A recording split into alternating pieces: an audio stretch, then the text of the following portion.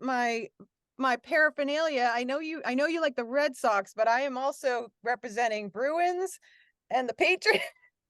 But it's okay. We got to represent because this Yeah, I season was know. total and complete garbage. I So know. I know. I thought you might appreciate. I was like, what do I have? My New England stuff. I know I have like about 100 Bruins things, but I only have one Patriots hat and one Boston Red Sox hat. So which my is wife amazing. You is have my wife is getting on my case now because I've never been one of these guys that's had like a favorite hoodie or anything like that. But the reality is I ended up with a favorite hoodie, and it's the very first Red Sox hoodie that I ever bought at Fenway Park. oh, I love it.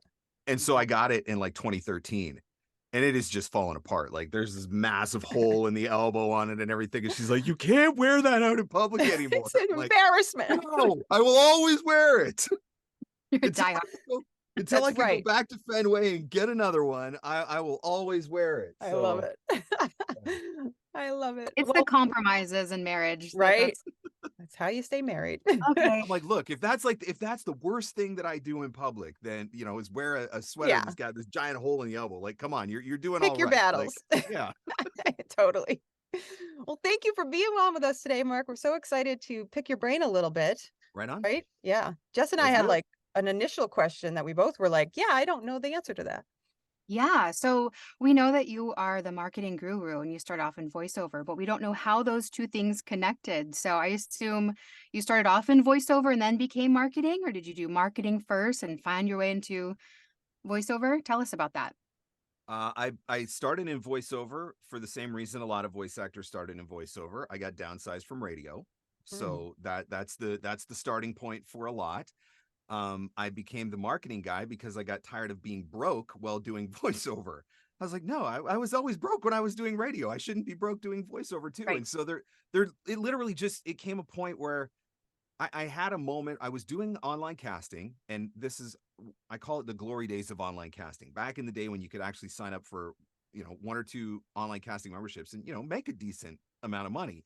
So this is going back 2009, 10, 11, kind of in that area. But I had a realization where it was like, okay, if there are people that are on these online casting platforms that are looking to voiceover, it stands to reason that there's probably people that aren't on the online casting platforms looking for voiceover. So how do I find those people? How do I get connected to those people? And that was literally the start of the journey. And I became the marketing guru because I sucked so bad at it in the beginning that it forced me to learn how to do it better. And I still remember I read a book from Gary Vaynerchuk called Crush It.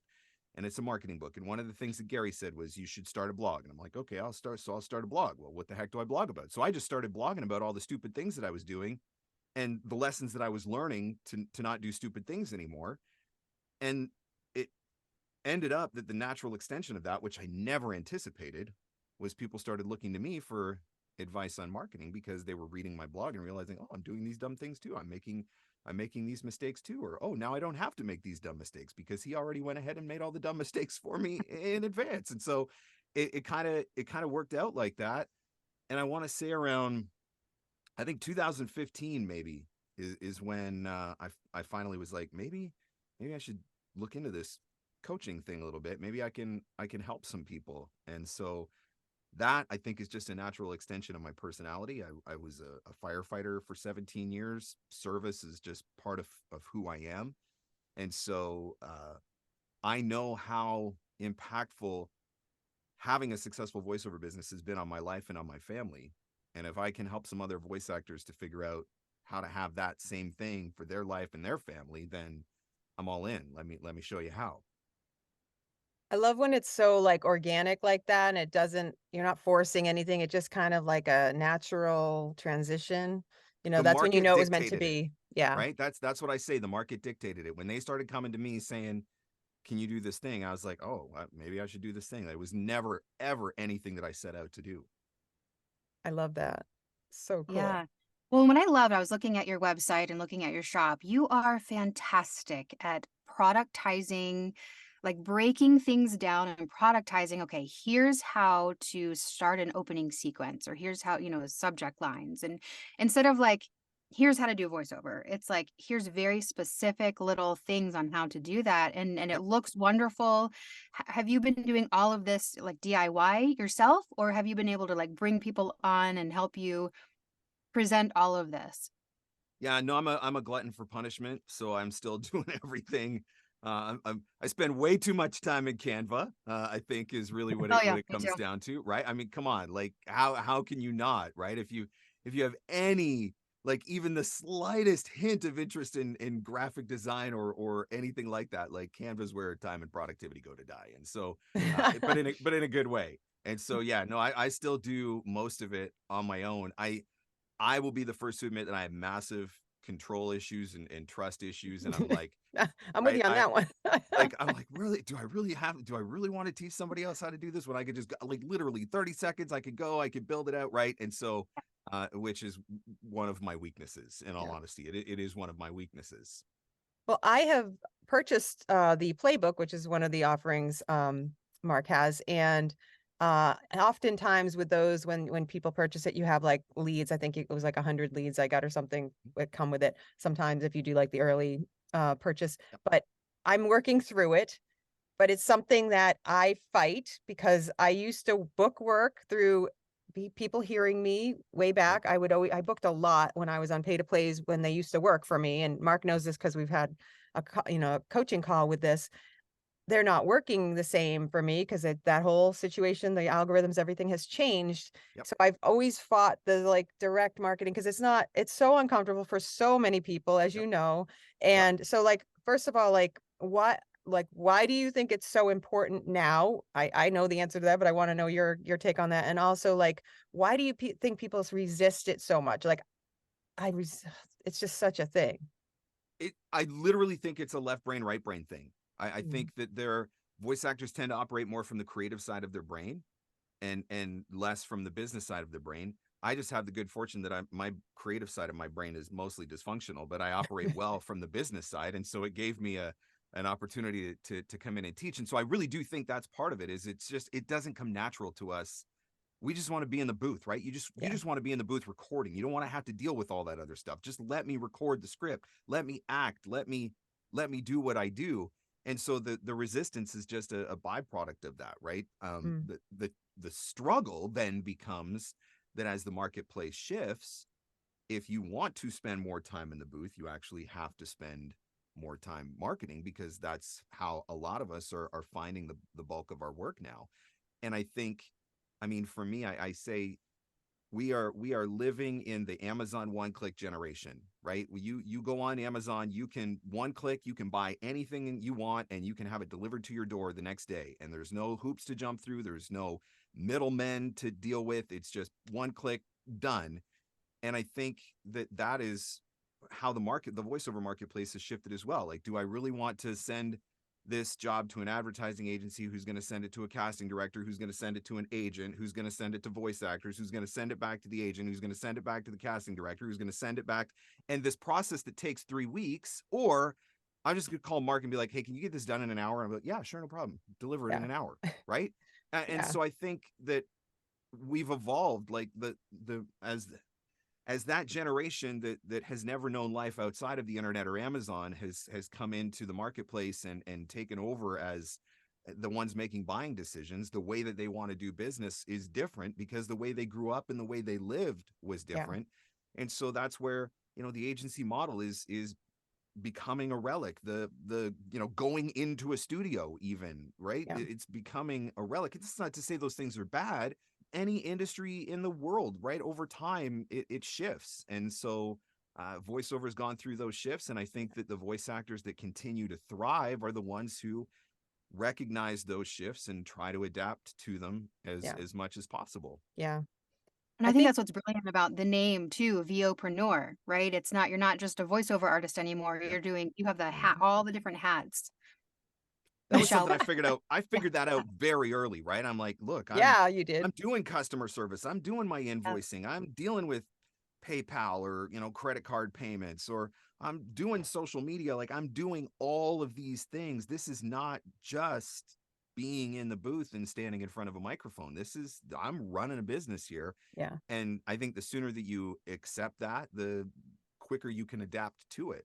I feel like statistically, I think it's like 15% time recording is 85% your marketing. Like there's some kind of crazy statistic like that where people 80-20. Yeah, something like that, where Yeah. people think, oh, I get into this and I get to just record my voice. And it's like, so like, that's just a small piece of the job, actually.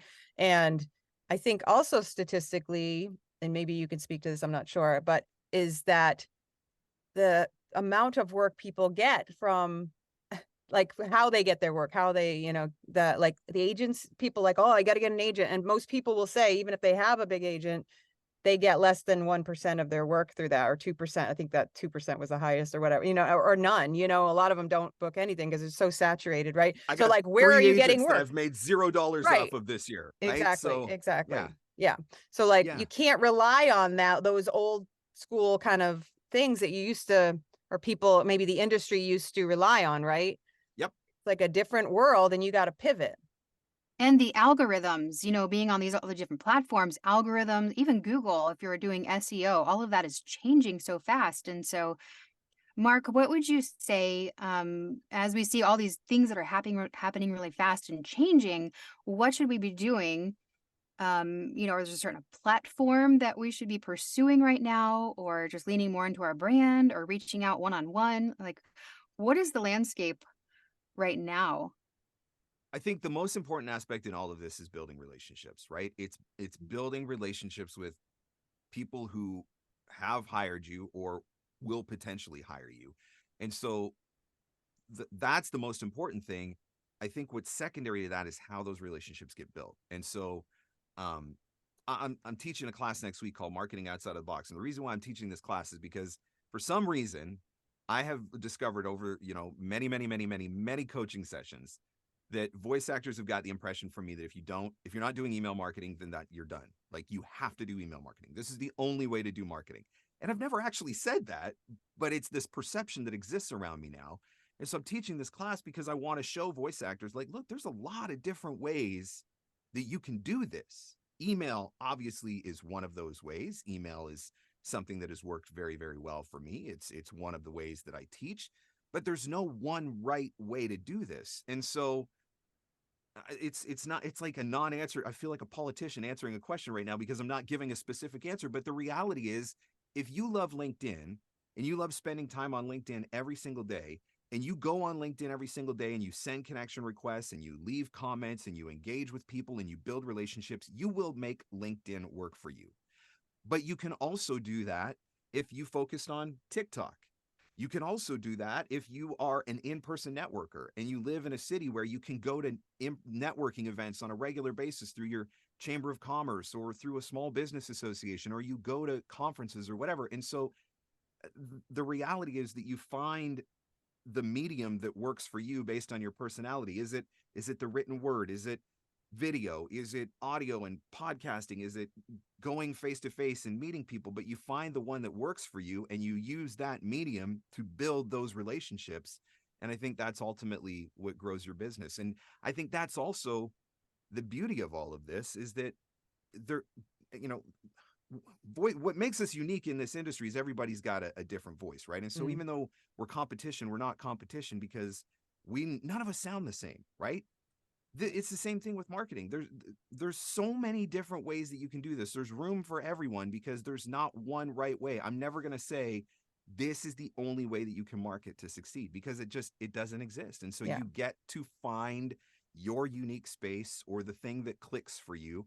I did a session with somebody yesterday, a coaching session with somebody yesterday, and I told her straight up, I'm like, look, I think what you're waiting for is for me to give you permission to not send emails. And she's like, yes. I was like, okay, you have my blessing. You do not have to send emails. Do something different.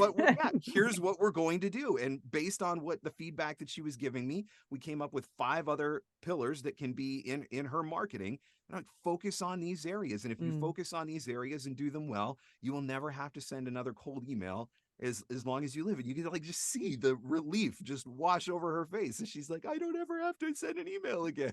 Well, you and I talked about that because one of the things I don't like doing I don't feel like that works for me. Like, I don't get a lot of results from that. So like, we talked about a little bit about maybe like more of my content creation on LinkedIn, and then, which I still haven't done, creating something that I can then maybe like, would you push it a little with the, I think we talked about like on LinkedIn and like an ad on LinkedIn. Do I an ad, haven't, yep. that's an area like I'm going to try. That's one of the Yep. things you and I like talked about for me, because I'm different, everybody's different, like you said, and that Yep. feels more comfortable to me because it's more passive. Like I'm not like Yep. actively being like, hi, look at me. You know what I mean? It's more like, hey, here's some of my stuff. I'm just, putting content, and then I'm, putting an ad Yep. that would be seen, but I'm not, I don't know. It's so uncomfortable, right?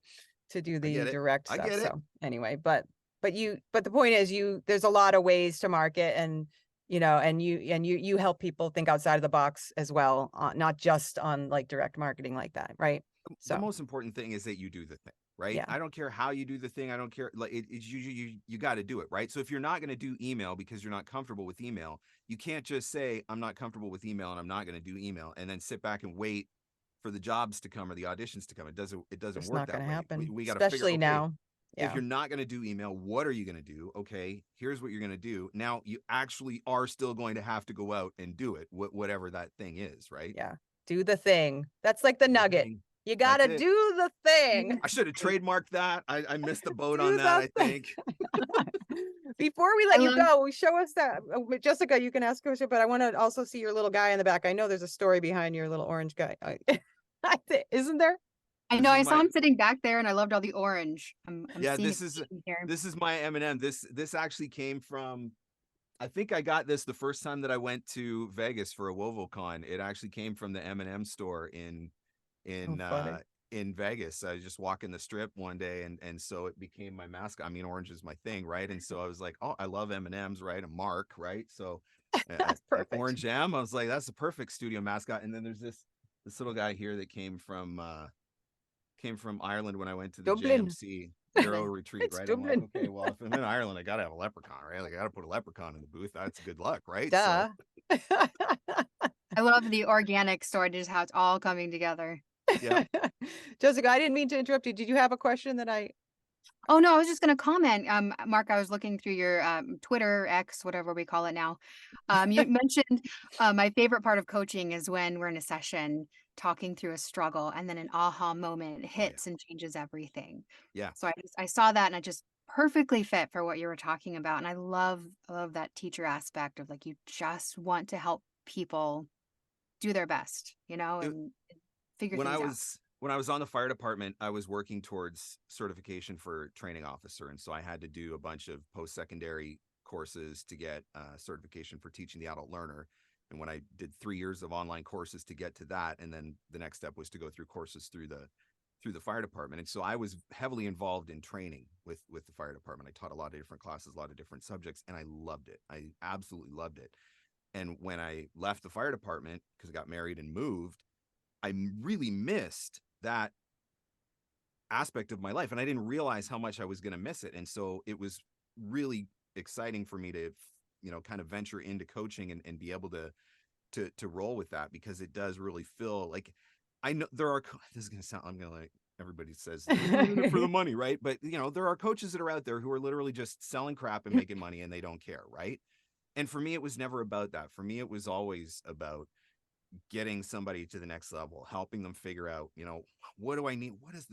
Why isn't my email working? And we make one change and it shifts everything. Or why isn't this social media strategy working or whatever? And I don't always have the answers. Sometimes it takes a few stabs at it to figure it out. But I do absolutely love it when they have that aha moment. Like I get more excited about their wins than I get about my own wins. And so I love that. again, it just, I know how impactful it can be when you're trying to raise a family and pay a mortgage, and this is what you're trying to do to make money, and you have that breakthrough that helps you go to another level or hit a new income plateau or whatever. I love being a part of that. Oh, And you can tell too, even in your VOpreneur Facebook community, you're very involved and you're very great at saying, "Hey guys, let's shift the conversation. Like we're not talking about this here. It's about this." And so Yeah. you're really good with people, bringing people together, and so it's really fun to see that. Now, Mark, you always talk about other people and helping other people. What about your personal aspirations with voiceover? Where would you love to, what kind of clients would you love to be getting work from? I'm the two genres, like I said, if I when the robots take over, if the robots take over. We can't go there. We have to And- wrap And- this up. and my business we- comes to a complete end because I've been fully replaced by robots. If I have not booked something in documentary or or TV narration, I will feel like my entire career was a failure. Those are the two All right. genres. I'm like, I'm not a video game guy, animation guy. I don't care if I ever have a commercial on the Super Bowl. I mean, I'm waiting for the opportunity. Like Ken Burns has been using Peter Coyote for like 100 years on his documentaries. I'm like, give somebody else a chance, for crying out loud. Like, Let me in. I'm that guy. Like, what are your aspirations? I want to do a documentary on PBS. I know that sounds so lame. Oh, that's awesome. They're probably No, we all anything. have that thing we want to But do. I'm like, I would Manifestation. love to do that, and I would love to have a show on like Discovery or History or something like that, right? Oh, I remember yeah, that would be I remember talking to Pat Duke at a conference once, and Pat's the voice of Swamp People, and he's like, man, it's like the gift that keeps on giving. Like, I never know, and then they renew it again, and then they renew it again, and I don't even know, Nice. it's like 20 seasons in or something like that. Like, Wow. how incredible would that be to have something like that? But it's because I go to the States a lot. I got family in Northern Ontario, and we travel through the States, and whenever I cross the border, they say, what do you do for a living? And I say, I'm a voice actor. And they say, what have I heard you on? And I'm like, unless you listen to the The e-learning. human resource training for the most obscure company in the world that nobody's ever heard of. And You so have then they're all not. disappointed, right? Yeah. They're like, because they're waiting for me to say, oh, I would, You're a voice you on letdown, Side of the Mark. Rock in a Disney movie or whatever, right? I hate that. It's so awkward. And so I just want to be able to be one time to One pull up to time. the border and be like, I did that show on Discovery. Go home and watch All it right right. now. All right, we're gonna manifest that. That's Mark. it. That's We're all I want. manifesting. I all just you want to got. have.